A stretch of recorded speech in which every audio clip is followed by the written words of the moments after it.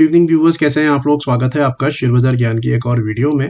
और आज की इस वीडियो में हम बात करने वाले हैं कोटक महिंद्रा बैंक लिमिटेड के शेयर के बारे में। 1805 कोटक महिंद्रा का शेयर, और डेली चार्ट पर थोड़ा सा वीकनेस हमारे को देखने को मिल रहा है कोटक महिंद्रा में after a good rally from the levels of 1500 1550। अगर आप डेली चार्ट इसके देखोगे तो पिछले 3 4 5 दिन का लो इसने निकाल दिया है कल के सेशन के अंदर में।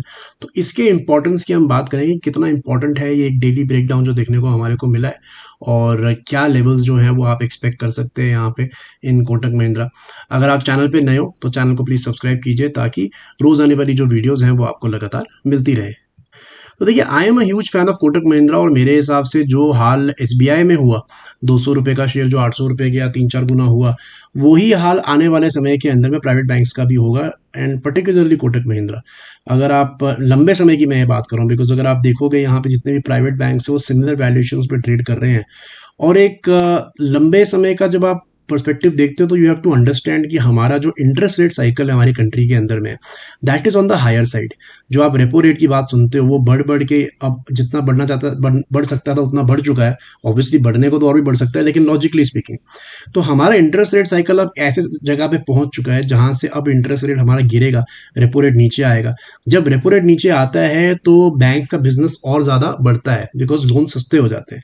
और पिछले अगर आप 2 3 साल के अंदर में देखोगे तो एंटायर बैंकिंग स्पेस ने इतना सुधार किया है प्रॉफिट्स के अंदर में कि उसका कोई हद नहीं है। अगर आप कोटक महिंद्रा को देखोगे कि 2017 2018 2019 में बैंक 5 6 7 हज़ार करोड़ का प्रॉफिट एक साल में करता था, आज के टाइम पे 18,000 करोड़ का प्रॉफिट जो है बैंक करता है, राइट। और ये चीज़ इसके स्टॉक प्राइस में नहीं झलक रही है अभी तक।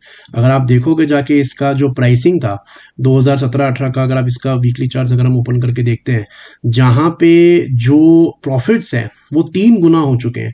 2017-18 के अंदर में तो स्टॉक वॉज 1100 1200 1300।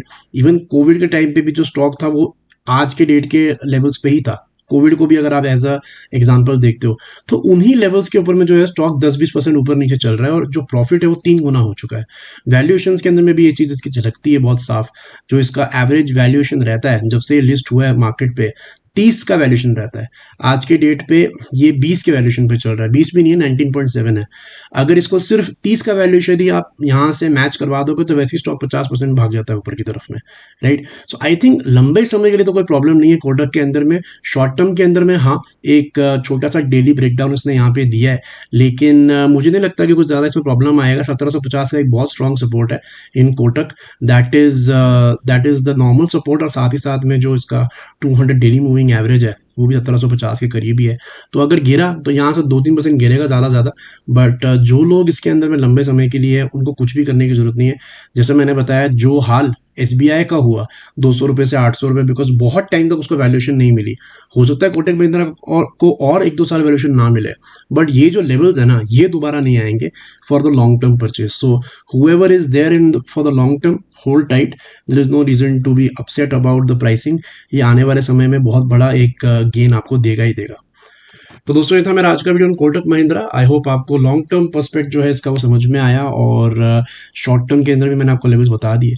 कोई सवाल है आपका तो आप कमेंट सेक्शन में ज़रूर डालें। मैं मिलूंगा आपसे अपनी अगली वीडियो में, तब तक आप अपना ख्याल रखें। All the best guys.